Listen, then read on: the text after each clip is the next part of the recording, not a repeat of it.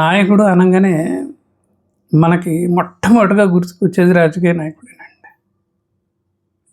అక్కడితో మన ఆలోచన ఆగిపోతుంది. ఈ ఆలోచన జీవితంలోని మిగతా నాయకత్వం అనే అన్ని కోణాలను కూడాను మూసివేస్తుంది. ఒక విధంగా చెప్పాలి అంటే ఇది అమాయకత్వం అండి. ఇక్కడే మానవుడు అతి సామాన్య మానవుడిగా మిగిలిపోతున్నాడు. అసలు నాయకత్వం అనేది 360 డిగ్రీల కోణంలో ఉంటుందండి. జీవితంలోని ఎన్ని అంశాలనైనా తీసుకోండి, ఎన్ని దశలనైనా తీసుకోండి, నాయకత్వ లక్షణాలంటూ మనిషిలో ఉంటాయండి. అవి చాలామందికి తెలియవు అంతే. అయితే ఇక్కడ నాయకుడికి ఉండే అనేకమైన ముఖ్య లక్షణాల్లో ఒక 2 లక్షణాలని నేను ఇప్పుడు ప్రస్తావించే ప్రయత్నం చేస్తాను. అదేంటంటే, నెంబర్ 1, అతను నేర్చుకుని పట్టు సాధించిన విషయాలను ఇతరులకి నేర్పుతాడు. ఈ నేర్పడంలో ఎట్టి పరిస్థితుల్లో కూడాను నిజాయితీ ఉంటుంది తప్ప స్వార్థం ఉండదండి. తర్వాత అతను చేసే పని ఏంటంటే, కాలానుగుణంగా కొత్త విషయాల మీద దృష్టి పెడతాడు. వాటి మీద కూడాను పట్టు సాధించే ప్రయత్నంలో ఉంటాడు. ఒక్కసారి వాటి మీద కూడాను పట్టు సాధించిన తర్వాత మళ్ళీ వాటిల్లో ఇతరుల్ని ఇన్వాల్వ్ చేస్తూ ఉంటాడు, వాళ్ళని ప్రోత్సహిస్తూ ఉంటాడు. కొంతకాలం అయిన తర్వాత కాలక్రమేణా అతనికి అంతకుముందు నేర్చుకున్నవన్నీ కూడాను చాలా చిన్న చిన్న విషయాలుగా కనిపిస్తూ ఉంటాయి. ఇలా అతను తాను నేర్చుకున్నవి, ఇతరులకి నిజాయితీగా నేర్పించినవి, అట్లాగే వాళ్ళని తర్ఫీదునిస్తూ తన వారసత్వాన్ని ఇతరులకి అందిస్తూ ఉన్నవి, ఇవన్నీ కూడాను వెరసి ఏమైతాయంటే అతనికి గొప్ప సంపదగా మారుతాయండి. అలా అతను ఏం చేస్తాడంటే ఇతరుల మనసులు గెలుస్తూ ఉంటాడు. 2వ లక్షణం కూడా చెప్తాను, ఇది చాలా ముఖ్యమైన లక్షణం. ఇప్పుడు ఒక వ్యవస్థకి అధిపతి ఉన్నాడు అనుకుందామండి. ఆ అధిపతి ఏం చేస్తాడంటే ఆ వ్యవస్థని ముందుకు తీసుకెళ్ళటానికి అని చెప్పేసి కొన్ని లక్ష్యాలని ఏర్పరచుకుంటూ ఉంటాడు. మరి ఆ లక్ష్యాలు సాకారం కావాలంటే అనుభవం, నైపుణ్యం కలిగిన వ్యక్తులు కావాలి కదా. అక్కడే అతని మేధస్సును ఉపయోగిస్తాడండి. అంటే అటువంటి వ్యక్తుల్ని కొంచెం జాగ్రత్తగా ఎన్నుకుంటాడు. మంచి ఉదాహరణ చెప్తాను. ఫోర్డ్ కార్ల కంపెనీ అధినేత ఉన్నాడు కదా, హెన్రీ ఫోర్డ్. ఒక కార్ల విప్లవాన్ని సృష్టించాడండి అతను. 16వ ఏటనే ఇంటిని వదిలిపెట్టి ఆ డెట్రాయిట్కి వెళ్ళిపోయాడు అమెరికాలో. డెట్రాయిట్ అనేది ఆ రోజుల్లో ఒక పెద్ద ఇండస్ట్రియల్ ఏరియా అనమాట. అలా 16 ఏళ్ళకి వెళ్ళిపోయిన వాడు 40 ఏళ్ళకి ఫోర్డ్ మోటార్ కంపెనీని స్థాపించేశాడు. అంటే 24 ఏళ్లలో ఓ కార్ల కంపెనీకి అధినేత అయ్యాడండి. చిత్రం ఏంటంటే అతను హై స్కూల్ స్టడీస్ కూడా చేయలేదండి. కానీ ఒకే ఒక విషయం మీద పట్టు సాధించాడు. అదేంటంటే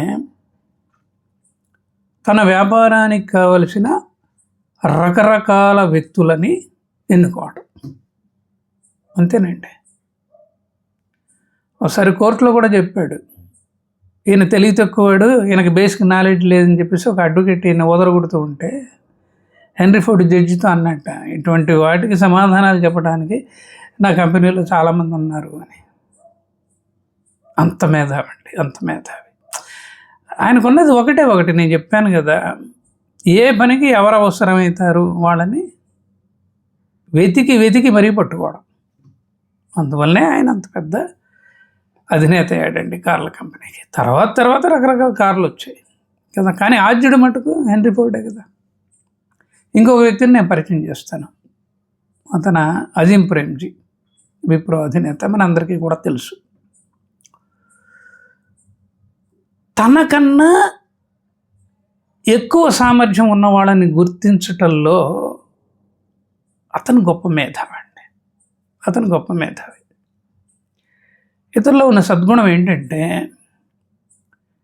తనకన్నా ఎక్కువ సామర్థ్యం ఉన్నవాళ్ళని, నాలెడ్జ్ ఉన్నవాళ్ళని నిజాయితీగా ప్రోత్సహిస్తాడు.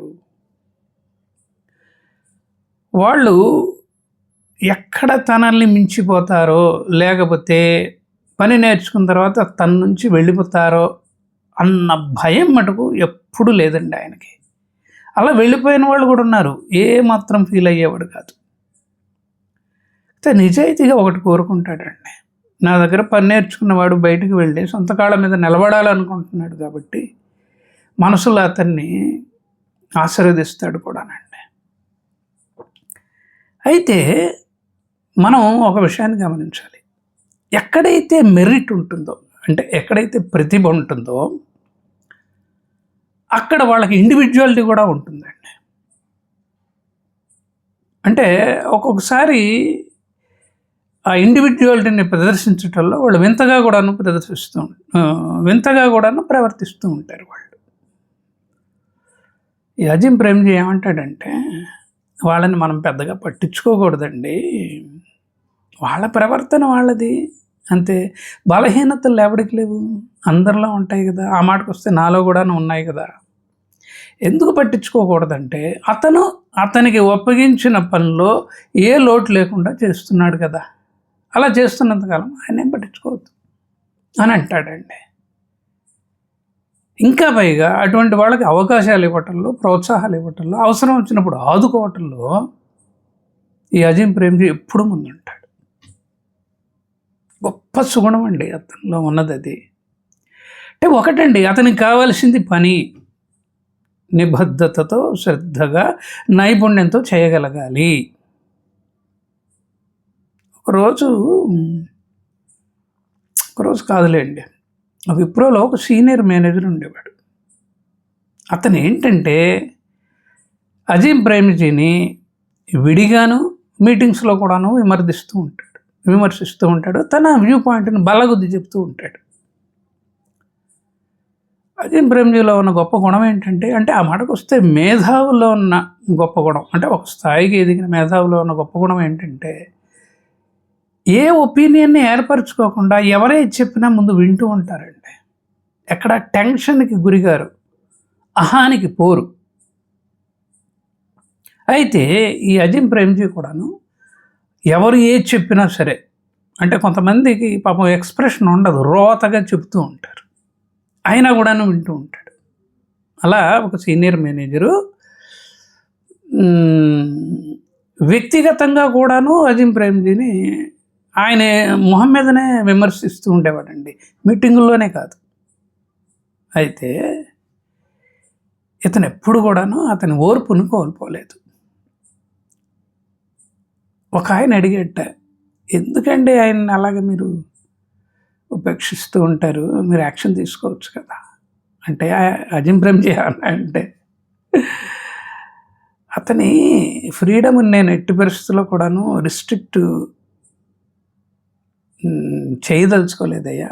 అలాగే పని విషయంలో అతను ఏ లోటు రానివ్వట్లేదు కదా, కాబట్టి మనం కొన్ని అలాగ చూసి చూడనట్టుగా వదిలేయాలి, పట్టించుకోకూడదు అని అన్నాడండి. అంటే ఇక్కడ మనం తెలుసుకోవాల్సిన విషయం ఏంటంటే, అవసరమైన పని ఎలా జరిగింది అన్న దాని మీద దృష్టి పెట్టాలి, కానీ ఆ వ్యక్తికి ఉన్న బలహీనతల మీద మనం దృష్టి పెట్టుకోకూడదండి. దృష్టి పెడితే అది మన అహానికి చిహ్నం అన్నమాట. ఇంకొక చిన్న విషయం చెప్పి వీడియోని ముగిస్తానండి. నాకు బాగా ఇష్టమైంది మానవ సంబంధాల గురించి, నా మాటకు వస్తే కుటుంబ వ్యవస్థ గురించి. కుటుంబం దగ్గరకు వచ్చేటప్పటికి నువ్వు ఎంత పెద్ద మేధావైనా కావచ్చు, పారిశ్రామికవేత్తమైనా కావచ్చు, లేకపోతే మల్టీనేషనల్ కంపెనీకి అధినేతమైనా కావచ్చు, రాజకీయ నాయకుడు అయినా కావచ్చు, కానీ ఇంటి దగ్గరికి వచ్చేటప్పటికి ఏమవుతుందంటే ఆ ఇల్లు శాంతి స్థానం. ఒక విధంగా చెప్పాలంటే ప్రేరణనిచ్చే స్థలం అది. ఆ ఇంట్లో నువ్వు కేవలం భాగస్వామివే. నీ కంపెనీకి నువ్వు అధినేతవి కావచ్చు, కానీ ఇంటికి వచ్చేటప్పటికి నువ్వు కేవలం భాగస్వామివే, యజమానివి కావు. చాలామంది ఇక్కడ పొరపాటు పడుతూ ఉంటారండి, నేను యజమాని, నేను చెప్పినట్టే నడవాలి అని చెప్పేసి. పొరపాటు అది. ఈ ఆలోచనని మనం మార్చుకోవాలి పూర్తిగా. ఇప్పుడు భార్యకి, పిల్లలకి, భర్తకి కొన్ని బాధ్యతలు ఉంటాయి కదా, అలాగే విధులు ఉంటాయి కదా. ఇలా బాధ్యతలు విధులతో పాటు కొన్ని పరిమితులు కూడా ఉంటాయి కదా, లిమిటేషన్స్ ఉంటాయి కదా. వీటిని వాళ్ళు నిజాయితీగా బాధ్యతగా నిర్వర్తించినంత కాలము వాళ్ళ మిగతా బలహీనతల్ని మనం చూసి చూడనట్టుగా వదిలేయాలి. అప్పుడే కుటుంబం హాయిగా సంతోషంగా ఉంటుందండి. ఒక చిన్న ఉదాహరణ ఇస్తాను. భార్యకు కానీ భర్తకు కానీ కొంతమందికి మాట్లాడటం రాదండి. వాళ్ళు మాట్లాడుతూ ఉంటే పోట్లాడినట్టుగానే ఉంటుంది. తేలిక భావంతో మాట్లాడుతూ ఉంటారు, తీసి పారేసినట్టు మాట్లాడుతూ ఉంటారు. భార్య మీద కానీ భర్త మీద కానీ కుటుంబ సభ్యుల మీద కానీ, ఆ మాటకు వస్తే పిల్లల మీద కానీ. కానీ బయట మటుకు చాలా జాగ్రత్తగా ఉంటారండి, చాలా మర్యాదగా మాట్లాడుతూ ఉంటారు. ఇటువంటి వాళ్ళని మనం నిత్య జీవితంలో చాలామందిని చూస్తూ ఉంటాం. ఇక్కడ నేనేమంటానంటే, కుటుంబానికి సంబంధించినంత వరకు, వాళ్ళ బాధ్యతలకు సంబంధించినంత వరకు వాళ్ళు సక్రమంగా ఉంటున్నారుగా, చక్కగా పనిచేస్తున్నారు కదా. ఎవరికి ఏ ఏర్పాట్లు చేయాలో ఏర్పాట్లు చేస్తున్నారుగా. భార్య అయితే వంటని అద్భుతంగా వండుతున్నదిగా. భర్త అయితే నిజాయితీగా పనిచేస్తున్నాడుగా ఆఫీస్కి వెళ్ళి. పిల్లలు కూడాను మొబైల్ చూసుకోవచ్చు, టీవీ చూసుకోవచ్చు, బయట ఇంకొక గంట ఎక్కువసేపు గడపచ్చు, కానీ వాళ్ళు చదువు బాగా చదువుతున్నారు కదా. అంటే వాళ్ళ బేసిక్ డ్యూటీస్ కరెక్ట్గా చేస్తున్నారా లేదా అన్న విషయం మీద మనం కూడాను ఒక కన్ను వేసి ఉంచాలండి. ఇక మిగతా విషయాలు మనం పెద్దగా పట్టించుకోకూడదు. చాలామంది చేసే పొరపాటు ఏంటంటే ఆ విషయాలను పట్టించుకుంటారు, పట్టించుకొని ఎక్కడ అప్రిషియేట్ చేయాలో అక్కడ అప్రిషియేట్ చేయరండి.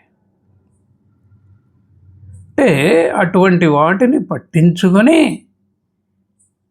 వాళ్ళ అహాన్ని దెబ్బతీస్తూ మన అహాన్ని మనం ప్రదర్శిస్తూ ఉంటాము. ఇది చాలా కుటుంబాల్లో జరిగేదేనండి.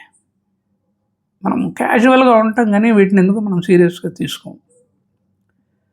నేను చాలా వీడియోలో చెప్పాను, ఇప్పుడు కూడా చెప్తున్నాను. అది వాళ్ళ బలహీనత, అంతే. వాళ్ళు ఇంకోలాగా ఉండడానికి వీల్లేదు అని ఒకసారి అనుకోండి, అంతేగాని వాదనకు దిగద్దు, ఖండించొద్దు, తప్పు పట్టద్దు, కించపరచొద్దు. అంటే నేను కరెక్ట్గానే చెప్తున్నానని నేను అనుకుంటున్నానండి. ఇలా అనుకున్నంత కాలము మీకు మించిన మేధావి లేడండి, మీకు మించిన మానవతావాది కూడా లేడు. కాబట్టి నా చివరి వాక్యం ఏంటంటే, పరిశీలనాత్మకంగా ఉంటూ పనికొచ్చేవి మాత్రమే తీసుకుంటూ పనికిరానివి పట్టించుకోకుండా ఉంటే జీవితం కానీ వ్యాపకం కానీ, ఆ మాటకు వస్తే వ్యాపారం కానీ అద్భుతంగా ఉంటుందండి. ఎంతకు మించిన జీవించే కళ లేదు. ఇదండి నేను చివరిగా చెప్పాలనుకుంటున్న విషయం. ఇదేనండి, వీడియోలో ఎంతకంటే ఏమీ లేదు. కాబట్టి ప్రతి వాడిలోనూ కూడాను నాయకుడు దాగి ఉన్నాడు. ఈ నాయకుడు తనకు కావలసినవి, తన కుటుంబానికి కావలసినవి వస్తున్నాయా లేదా గమనిస్తే చాలండి. మిగతావి మామూలుగానే నడిచిపోతూ ఉంటుంది, సంసారం చక్కగానే నడిచిపోతూ ఉంటుంది. నువ్వు అనుకున్నట్టే ఇతరులు ఉండాలని అంటే మటుకు కుదరదండి, కుదరదు. ఇక్కడే ఘర్షణ మొదలవుతుంది, వ్యక్తి గౌరవాలు దెబ్బతింటాయి. దీన్నే వారసత్వ సంపదగా పిల్లలు కూడాను వాళ్ళ భావి జీవితంలోకి తీసుకెళ్ళిపోతూ ఉంటారు. సో ఇంతేనండి వీడియోల సంగతి. విన్నందుకు కృతజ్ఞతలు. నచ్చితే నా ఛానల్కి సబ్స్క్రైబ్ చేయండి, చాలామందికి షేర్ చేయండి, బెల్ ఐకాన్ ఉంటుంది నొక్కండి, లైక్ బటన్ ఉంటుంది నొక్కండి, కామెంట్ బాక్స్లో మంచి మెసేజ్ పెట్టండి. లేదు కిరణ్ గారు మీతో మాట్లాడాలి అని కనుక అనుకున్నట్లయితే హాయిగా మాట్లాడండి. నా పేరు మారుతి కిరణ్ పోరూరి. యూట్యూబ్లోకి వెళ్ళి MARUTHI స్పేస్ ఇచ్చి KIRAN అని టైప్ చేస్తే ఆటోమేటిక్గా PORURI పోరూరి అని మా ఇంటి పేరు వస్తుంది. అదే నా యూట్యూబ్ ఛానల్. సో నా ఫోన్ నెంబర్ వచ్చేసి 9491063089. నమస్కారం.